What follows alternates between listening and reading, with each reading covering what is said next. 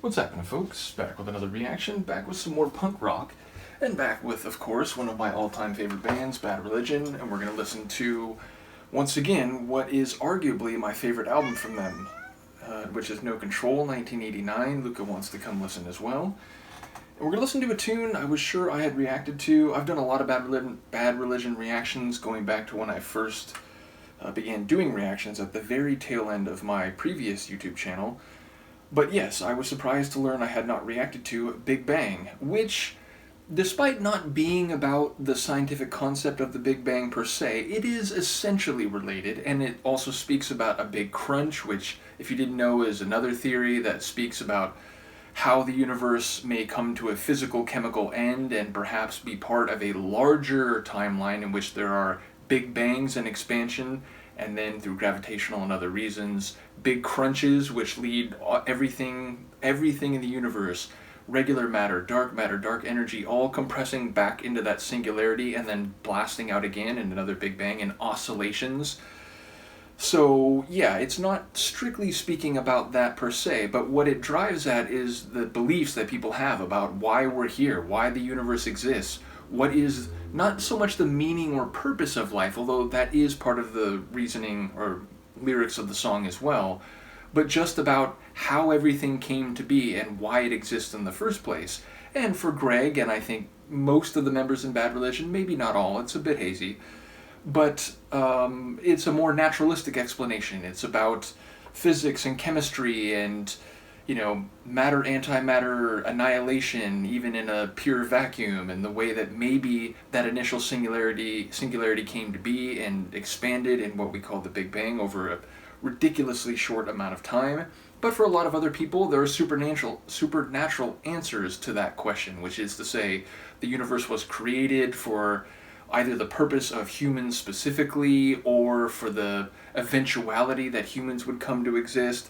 And so for many people, it's a religious answer, and it speaks to what they see as their purpose, and they engage in activities and worshipful behavior that relates to that, whereas, again, Greg is thinking about it more on naturalistic terms, but it's talking about where all this comes from and what we do with the time that we have here. And for Greg, he thinks about all these shadows that have come and gone, speaking about, humans that have existed and how many of them have spent their life thinking about, it's all because this greater thing is going to happen. I'm going to die and I'm going to go to heaven. So whatever happens now, it's not really the point. It's just I'm in a waiting room, essentially.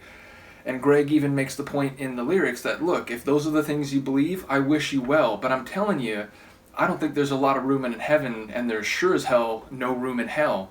So he's essentially saying that, it's fine if you want to believe what you believe and it's on a supernatural level, but to me, that's not quite the way things have come to be.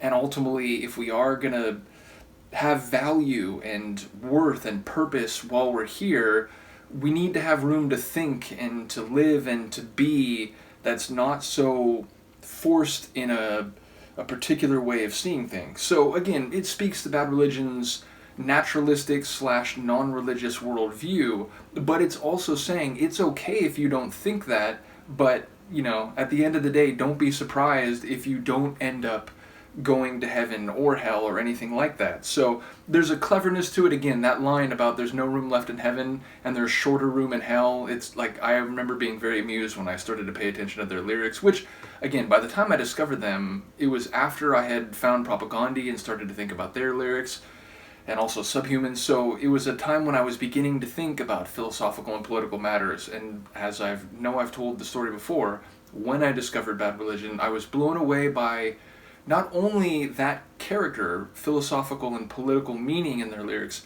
but the poetry and the cleverness and even the humor through which they express those ideas. So, as always with Bad Religion reactions, my intro is now probably 2 or 3 times as long as the song itself. I believe it's under 2 minutes.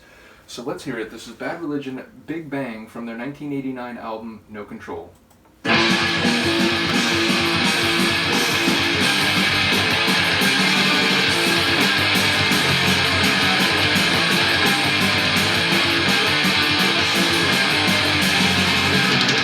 This is not an impression or a new way plastic trend.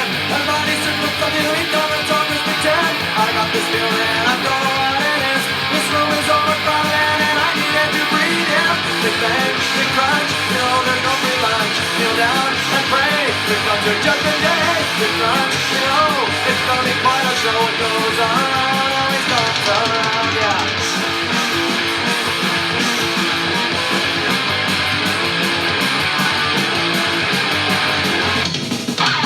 A million hopeless faces going to protect your walls. Always going in life when they can hear the clarion call. And it's also a verse of I feel like a sin. This city is overcrowded and I need room to live. Big bang, big crunch, you know there's no free lunch. Kneel down and pray, here comes your judgment day. Big crunch, you know it's gonna be quite a show. It goes around, always comes around, yeah.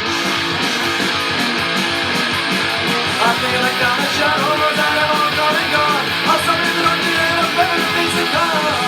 If you share these beliefs, you know I wish you well. There's no room left in heaven and there's no room in hell, yeah. Big bang, big crunch, you know there's no free lunch. Kneel down and pray, here comes your judgment day. Big crunch, you know it's gonna be quite a show. It goes around, always comes around.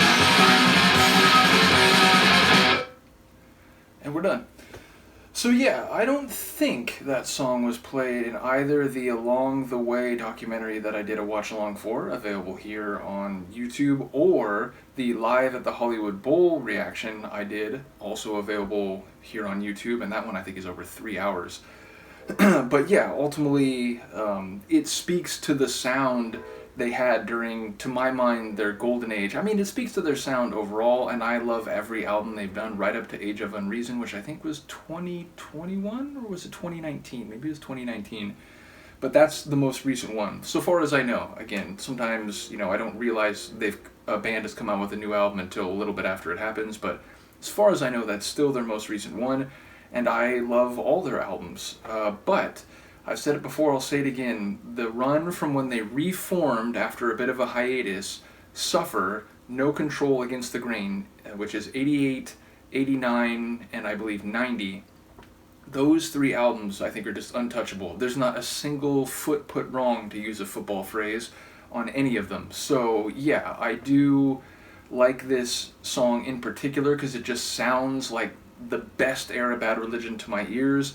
Again, it's philosophically erudite, but it's also culturally critical and a bit amusing at the same time. So again, it just speaks to their lyrics, and again, shout out to the awesome and, to my mind, essential songwriting team of Bad Religion, which is to say Greg Graffin, also lead singer, as well as Brett Gurewitz, longtime guitarist, took a bit of a hiatus from the group in the second half of the 90s, eventually came back. Now he's not part of when they tour because he's based in LA and he's got a family and so on, but he still does the guitar parts and songwriting for their album. So yeah, those 2 guys are to me the real essence of Bad Religion. No disrespect to Bentley or Hedson or Baker or any of the drummers that they've had over their history, but yeah, to me the 2 at the core of it are Gurewitz and Graffin. So anyway, another great song from Bad Religion. I apologize, Luca, I'm going to get up now. Apparently you will as well, and I will see you next time. Peace.